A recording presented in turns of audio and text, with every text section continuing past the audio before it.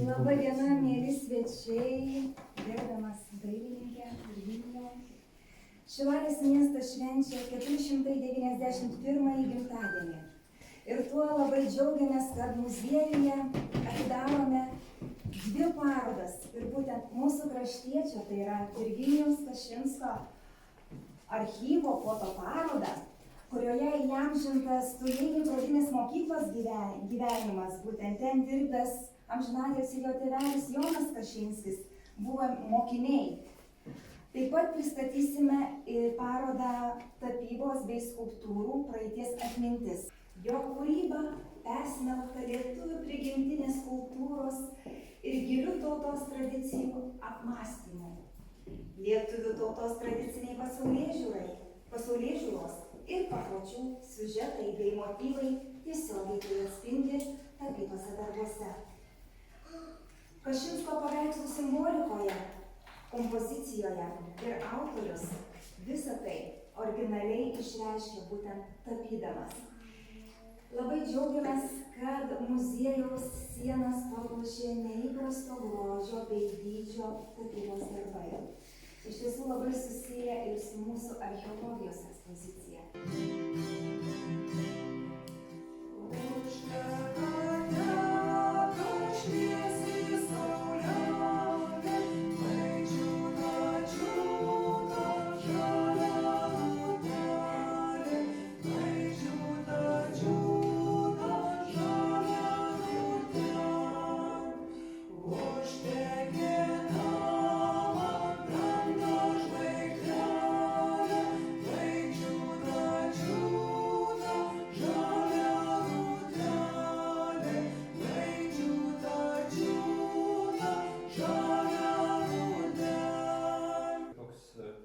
Gyvenimo tarpo vaikystės, kur gimsti ir kur suformuoji. Tai buvo toks atvejis, kada aš vėl grįžtu, pati esmė mūsų yra kalboje. Jeigu mes ją prarandam, mes nustojam kaip tauta egzistuoti, tam tikros tautybės ir mes galim įsivardinti. Kultūrinė prasme tada nustojam. Ir kada buvo toks pokalbis mano su kalbininkė, betonistė, kaip sakykim, ir jis sako, ko tu taip sako, čia lendi tą kalbą mūsų ir prikopu jos, taip jau čia sakau, aš jai atsakiau, sakau, man visas teises į mūsų kalbą mama atidavė dar gimdoje. Ir niekas negali iš mūsų atimti teisės į mūsų dvasinę kultūrą, į mūsų praeitį, į mūsų kalbą, į mūsų pasaulėžiūrą, į mūsų tapatybę. Niekas neturi. Ir tauta šitą saugo, ir tol mes saugosim, mes išliksim kaip tauta, kaip kultūrinis vienetas, kaip viską. Dabar iš kur tie šaltiniai? Šaltiniai, kai aš anoj salėje minėjau, tai yra pirmieji šaltiniai, tai yra tos kaimo vaikais, kuriais bendravau ir saugosis ir vaikais. Ir aš turėjau savybę su vyresnių įsiklausyti ir man patiko su jais bendrauti. Ir turėjau savybę pastebėti ir išgirsti. Ir nepamiršti to. Tai va šitas visas tas pamatas padėtas vėliau sąmoningos studijos dailės institute, dabartinėje dailės akademijoje. Aš tada pasakau profesionaliu keliu pilnai kaip dailininkas ir vėliau kaip tyrėjas mūsų kultūros. Buvau ištyręs daugiau tą, žinau, mūsų tą gelminę praeitį, gelminę mūsų kultūrą ir mūsų pasaulėžiūrą gelminę jau iš praktikos. Tai man lauko tyrimo medžiaga, kuri buvo sukaupta kitų tyrėjų, man tiktais padėjo praplėsti akiratį arba užpildė tam tikras grandinės, tam tikras langus, kuriuos aš jos nebuvau radęs neturi. Tai aš dar kartą noriu patvirtinti. Visą tai, ką salėje čia matot, čia yra labai nedaug, atvežiau 5 paveikslus ir 2 skulptūros. Tai yra iš tikro prieš 20 metų, 19 metų, 5 metais Vilniuje Kaune parodų rūmuose, tokių paveikslų šitą temą buvo 70. Žinoma, jis jau dabar didesnis, dar 20 metų praėjo, bet čia tai ne tai kaip pasikirti, bet tai aš atvežiau, kaip sakiau, gerbiamam direktoriui, atvežiau branduolį. Taip kaip yra obuolys, yra vidury obuolio sėklytės. Tai vat aš atvežiau tokius kūrinius, kurie yra sėklytės mūsų kultūros, mūsų pasaulėžiūros ir tokius parinkau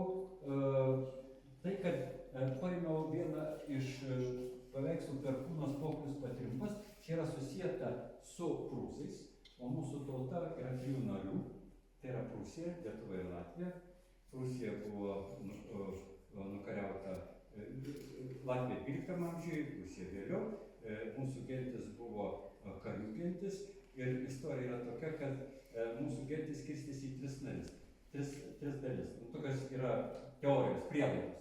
Aš nekalbu kaip absoliučią tiesą, bet tai kaip prielaidas. Mes dabar apie praeitį mes galim turėti vienokias ir tokias prielaidas, kaip turėdami archeologinius radinius, istorinius kažkokius duomenis ir savo atmintį. Tauta turi atmintį, žinokit.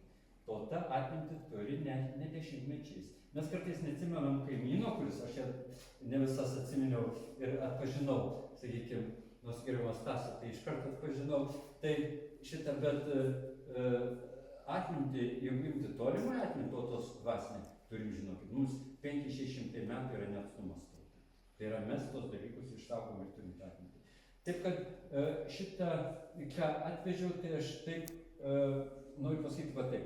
Ir kada mūsų yra tauta trinarė, o pats mitas yra legenda tokia, jeigu jūs turite kantrybės klausyti šiek tiek papasakosiu, nes aš pasakoju apie tai, kas mes esame. Yra legenda, tas aiškinimas toks, kad Latviai buvo mūsų žemdirbių, kurie maitino žemdirbių gentis. Mūsų lietuvių buvo karių gentis, o Prūsijos buvo mūsų išmintė žinėjas. Ir kada Prūsija buvo užimta, tai pagrindinė žinėja persikėlė į Žemaitiją. Už tai Žemaitija ilgai laikėsi pagal senosios papročius, labai ilgai laikėsi. Ir tada Prūsijoje buvo prieš 1500 metų Vaidevučio, vieno iš mūsų dvasinių vedlių, buvo atlikta religinė reforma. Tai yra iš matriarchato pereita į patriarchatą. Tai yra, kada deivės ir valdė moteris ir perėjo į vyrišką lomą, tai karių lomas perėjo valdymą. O Lietuvoje po šį dieną, žinokit, matriarchatas. Aš čia matau visą matriarchatą stovi. Ir dabar, žinokit, kai buvo vieną kartą čia mūsų dabartiniais nesenai, turėjome prezidentę moterį, Seimo pirmininkę moterį ir karo ministrę moterį. Ir karo taryba susidaro prezidentė, Seimo pirmininkė ir karo ministrė. Ir negirdėjau, ir nemačiau nei vieno vyro piketo prisėmė. Todėl, kad yra mūsų pasaulėžiūra, moteriška pasaulėžiūra ir po šį dieną mitinis pasaulis yra dievių pasaulis. Ne vyriškas, bet dievių. Bet aš šitą paveikslą pateikiu būtent, kada jau vyriškasis dievų panteonas yra. Ir prieš 1500 metų Vaidevutis atliko tą religinę reformą ir nuo tada istoriškai skaitos. Ir aš čia, kad neapgalvotumėt, kad aš išmestą visai padariau, nepatikėkit perskaityti, net juodai pažymėjau šitą tekstuką. Ir dabar skeutonai, tai čia kryžiuočių ordinai įvairūs, atėję į Žemaitijos pajūrį, 12 amžius, 1109 metais, Parusnyje, ar toliau Rusija, čia Parusnys. Tai Parusnyje rado po dideliu ąžuolo šėtrą, kur žymiai kūrena amžiną ugnį. To ąžuolo kamiene buvo 3 uoksai, drevės, kuriuose stovėjo mediniai dievų stabai. Viduryje perkūnas buvo, rūščių veidų ugnis vainiuko aplinkui geltonais rūbais, geltonai nudažytas rūbas. Vidutinio amžiaus Rusos veido paraudonavęs su juoda garbanotu praslėpsna karūna ant galvos apsiautęs geltonais drabužiais. Tai va toliau eina. Čia aš čia trumpinu, dešinėje pusėje stovėjo patulas ir dar yra kitas pokris, yra 2 variantai. Tai šičia yra va šitas, aš tik jis buvo raudonais rūbas, aš raudono fono uždėjau čia, palikau tą, nedariau tiesioginios iliustracijos šitos. Kodėl tą uždėjau? Todėl, kad aš panaudojau vyčių foną šitą, o jam suteikiau pilką, nes pilkąją spalvą, pamotyvos kodėl. A dešinėje patrimpas, kuris žemės spalva, jos ranka sudėta šypsosi ir jau vainikas virš galvos, daugiau nieko. Šitas labai rūščiai čia žiūri ir perkūnas. Tai mes dažnai yra vienas iš tokių keistų dalykų, kad mes kalbam savo kalbą, kalbam žemaitiškai, lietuviškai, bet ne visada suprantam, ką mes kalbam. Žinoma, patikėkit, tai yra tiesa. Tai dabar mes visi galvojam perkūnas, sako, perkūnas dievaitis, šaudo ten velniukus ant akmenų, ten jis ir gaudo, užmušinėja, ten visos kitos. Pagal Greimą perkūnas tai yra dievų policininkas, kaip yra policijos nuovados vadas, kuris stebi, kaip kas elgiasi gyvenime ir bando su tvarką padaryti. Tai čia Greimo toks teorinis aiškinimas. Poklius tai yra vėlių protėvių išminties valdovas ir jo galva smegenys yra suviršti. Tai rodo, kai jis valdo protą, smegenys. Ir tai yra, gali save suvaldyti. O žmogui, žinot, save suvaldyti yra pats sunkiausias dalykas. Ir žmogaus kūnas yra pats žirgas, kurį, galima sakyti, kas žirgą, kas jautį turi, kas dar kažkokį gyvūną, kurio sutramdyti yra pats sunkiausias dalykas, yra sutramdyti save. Tai va šičia yra ženklas sutramdymo ir šičia mazgai sumazgytas šitas virvė. Tai dabar žiūrėkit, vėl kalbinį klausimą tokiu, jeigu mes čia mazgai sumazgytą virvę, tai rusų kalboje smegenis. Ką jeigu rašyta? Kaip žodis? Mazgy. Tik mazgai. Mes turim smegenis, o ten tik mazgai. Tai jie būtent paėmė tą tiesiogiai iš šito termino. Dabar Prūsija, truputį grįžtų prie Prūsijos, Prūsija, ir mes šiandien kokį turim, apie mokyklas kalbėjom, susitikom žmogų kažkokį tai ir sakom, nu, palydėjau žmogų, nuėjo ir tam sakom, kokiam draugui. Žinai, sako, šitas žmogus iš Prūsijos. O išprūsimas galima buvo gauti tik Prūsijai, nes visos dvasinės mokyklos buvo Prūsijoje. Ir kaip Statutė de Rosalis aprašė, ten į 4000 metų mūsų istorijos, tai šita, kad Alfonsas XII amžius, Alfonsas Žemkės Ispanijos karalius, važiavo atsiklausti į Prūsiją kaip padaryti šalį. O Ispanijos galia yra galingi, nu žodis galia. Jis sakė, gamina dešras tokias kaip Žemaitijai. Ir kurtus ir palibinsus gamina. Kas valgė, žino. Tai va tai šičia yra mūsų, mes nežinom mūsų tautos, tos migracijų, kokios mūsų gentis, kur ne, kaip dabar va ten 100 ar 200 ar 300 tūkstančių Anglijoje atsirado. Tai yra sala praktiškai. Tai jau mūsų tautos. Tai va šičia mes ir dabar, ir aš jums dar ką noriu pasakyti, tai kad jau jisai, ir dabar, kad tai yra tik veiksmažodžiai. Jeigu kada jūs galvosit atskirti mūsų žodį ten nuo rusų, lenkų ar kitų baltarusiško žodžio, lietuvių kalboje, jeigu yra žodis, turi veiksmažodį, pavyzdžiui, ranka. Ranka ir žodis rinkti. O rusų kalba ruka, tas pats, o žodis sabira. Viskas. Tai yra mūsų.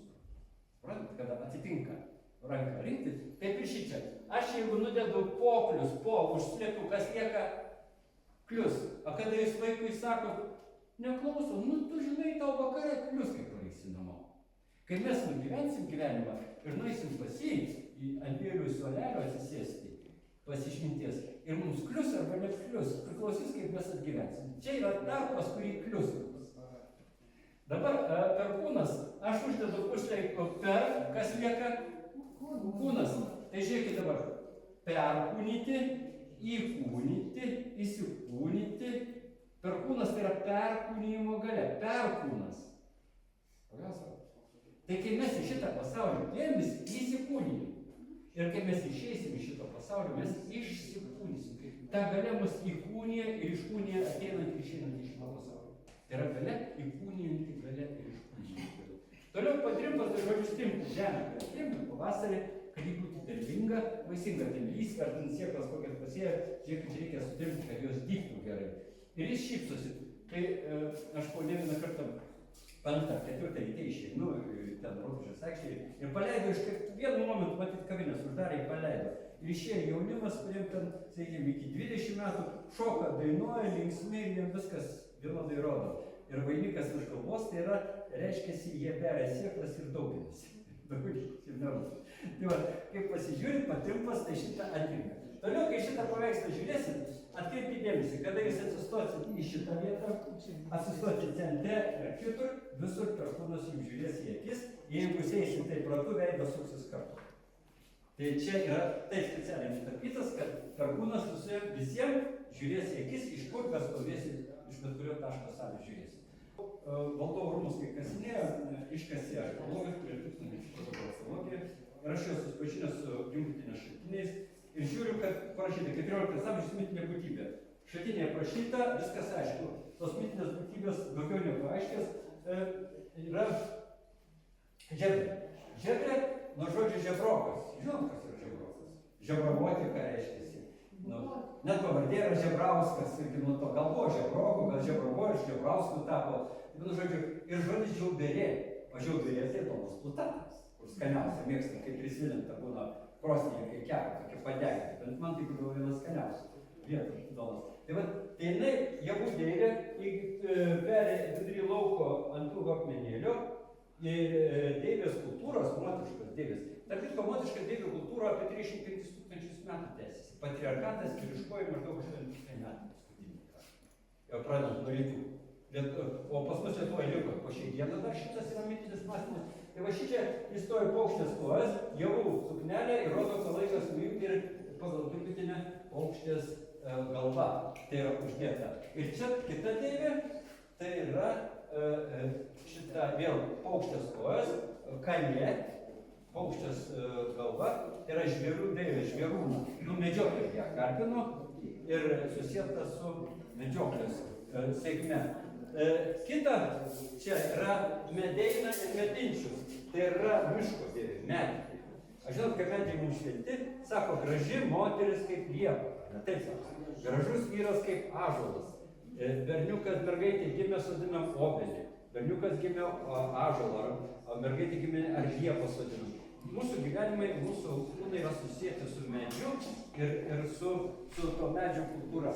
Tai va šičia yra medis, tikras medis nutapytas, kuriame buvo visi veidai.